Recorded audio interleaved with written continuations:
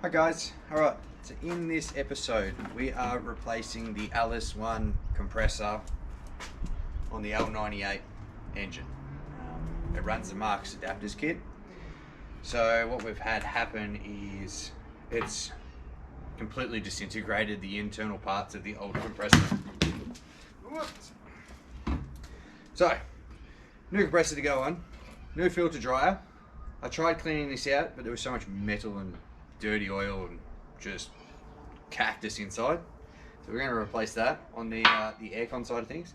Now I am an air conditioning mechanic, so I do have R134A. We are going to pressure test it with nitrogen. We're going to leak test it. We got all new seals to put on it, so we should be good to go with that one. We are also going to change the temp sensor that brings on the radiator fans, so I'll show you guys how to do that as well.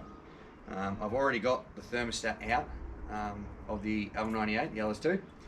It is set for 71 degrees, so I've got a brand new one of those to put in as well.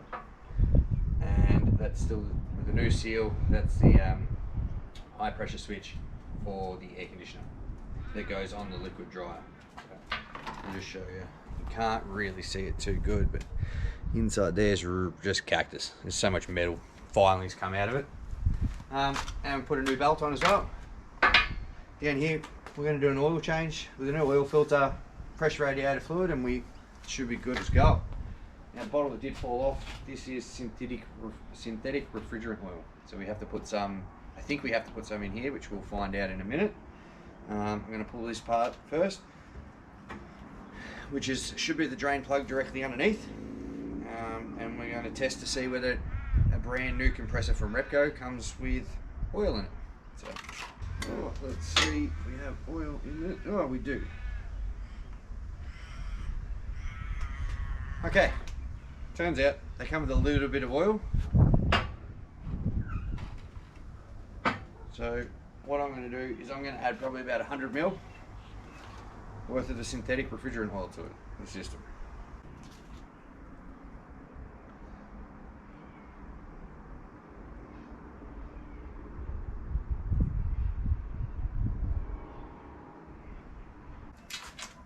Right, as you can see in the drain pan, right in here, we've added about 140 to 150 mils of refrigerant oil to suit the R134A. Right, it's got the Allen key on here. We're just going to undo this, undo the refrigerant lines, and then we're going to fit them over to the LS1 compressor. Okay, so this was a bolt that came with the new compressor, but obviously it has to be pulled out because this one takes a bolt and not a nut. So just a set of snap jaw pliers on that and came straight out. Alright, so now the lines are fitted onto the compressor and it's full of oil. The next step is to mount this compressor back into the car.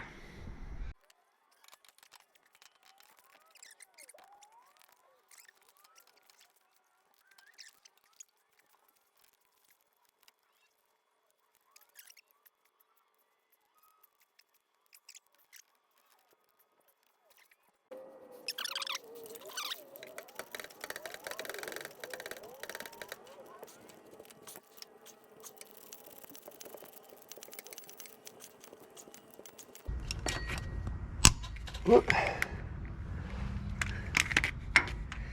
You don't want to do it too tight. You might crack something. Alright. Let's bolt it back in. Okay, next step is we got to connect the suction line back to the compressor and the discharge line back to the other side of the compressor. So I'll fit that up now, and we're also putting new O-rings on here. Always replace the O-rings. It's a lot easier, and you'll have a lot less leaks if you put new rubber O-rings on it. So now the aircon lines have been connected up down there, we're going to replace the liquid receiver dryer. Now I've already pulled it out. We're going to replace the rubber grommets that are on the bottom there. You can just see them, just make them out there, the black ones. I'll just turn the camera a little bit. Right, that's on the liquid receiver slash dryer. Just got to fix the HP switch. The wire seems to have pulled out of it, so I'm going to repair that. stick the liquid dryer in, and then we can put some nitrogen in the system and pressure test it. Alright, stay tuned. Alright, a handy little hint that I have when replacing parts or putting new rubber seals into new components. Make sure, clean your finger first.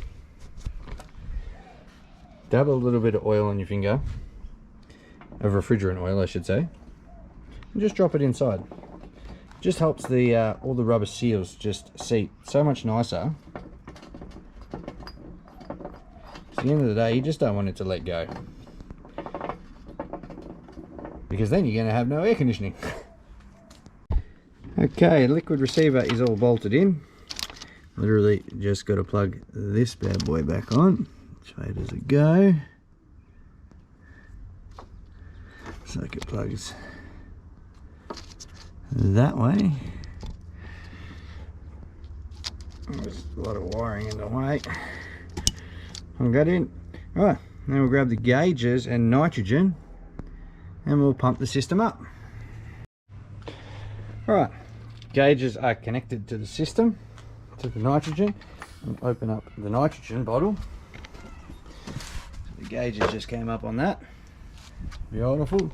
Now, all my gauges here. Now you only want to go double the high pressure side. So whatever the high pressure side runs at, which I think off the top of my head is probably about 120. And we can check 134A should be running at about 40 degrees. Should be running roughly about 150 psi. So you definitely don't want to go any higher than 300. So we'll probably go up to about 200 to 250. And then we'll let it sit for probably, we'll spray bubbles on all the joins that we've done and where all the seals are. And then we'll let it sit for probably about an hour while we do the other repairs, and then we'll come back to vacuuming the system out and charging up with the correct R134A. Alright, so as you can see the gauge has come up. We'll go to 250 psi. Shut that off. Alright, so it's time to fit the new thermostat. Now I've already removed the old one to check what the temperature was on them, because they're all different. Oh, what do we bring it up? We just checked that the inside's not ridiculously corroded or anything, that the rubber seal can make a good seal. I might just give that a quick clean up and then we'll fit the thermostat. Right, the thermostat is going to locate, there is a tiny little locator on the side. If you can just see where my finger is there. And on here, there's a little rubber thing there. That is the locator. And what we do is we stick that in here. Oh, we go the right way, helps. Once that's located,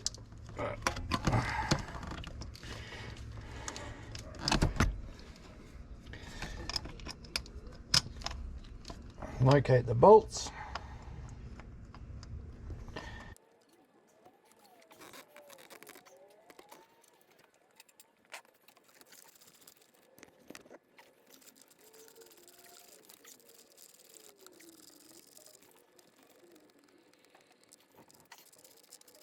Alright, to get the ECU temp sensor out of these LS2s, especially with all the Marks adapters kit, you can see that there's almost no room there. Alright, almost hits the exhaust, but you can't get a spanner on because this is only 2mm thick. So 2mm of a gap in between here. So, engineering at its finest. Grind down the 19mm. Yep, paper thin, but it's undone. And I can pull it out. Swap it over now. Alright, it should be just a finger tight now. And I'll show you the difference. New one, old one. Yep, definitely glad I'm changing this over. Okay, new temp sensor is fitted in, tightened up. Now we'll finish draining the radiator fluid, do a flush, do a quick oil change, and then charge up the air conditioning system. So you can see it's still holding pressure at 250 psi. Beautiful. All right, just removed the sump bolt, just draining all the oil with the new oil filter. Once I locate it, right here, it is Z663. What I like to do is I like to just fill these up about halfway with oil, just to help sort of help prime it once you do an oil change, because you definitely don't want a filter running dry. And plus I like to put a little bit of fresh oil around the rubber seal, just to help it seal a bit better. All right, I'll show you once it's installed.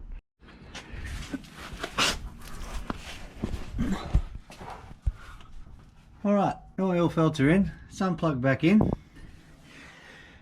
Now we just got to fill it up with radiator fluid, engine oil, and put the aircon on vac for a while, and then we can charge it up with refrigerant and then start the car. All right, so the system's held 250 psi pressure for approximately probably about 2 hours now. So it's just nitrogen in the system at the moment. Well, okay, we just connect up to the vacuum pump, turn it on, make sure our service valve opens up, and that should pull it into a vacuum. And you want to vac it out for at least an hour, and then we'll put the vacuum stat on it and see what it does. All right, just started it up. We're just going to make sure the radiator fluid's full. Put a makeshift bottle because my hot water service is higher than the radiator, so this should help it.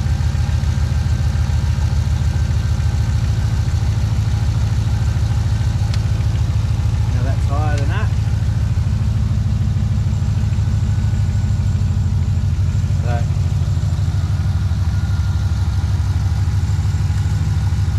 seems to be okay. We'll start the aircon up in a minute.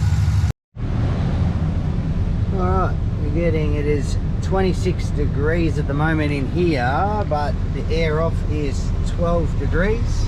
12 degrees coming off the vents, still coming down, which is nice and cold. It's a hot day. Just go across here, we check the gauges. We're running at 30 psi, got the 134A going into the system, and we just go off by testing, feeling the pipes. Check for water leaks, it all seems to be okay. Just put a bit more in, just do it slowly but surely, and that's it. So hope you guys enjoy this episode. It's just a little tutorial on how to change the aircon compressor inside an LS2 that's been put into a Patrol, and did a quick service. So make sure you hit the like and subscribe, share it as well, that would help even more. But no, thanks for watching guys, bye.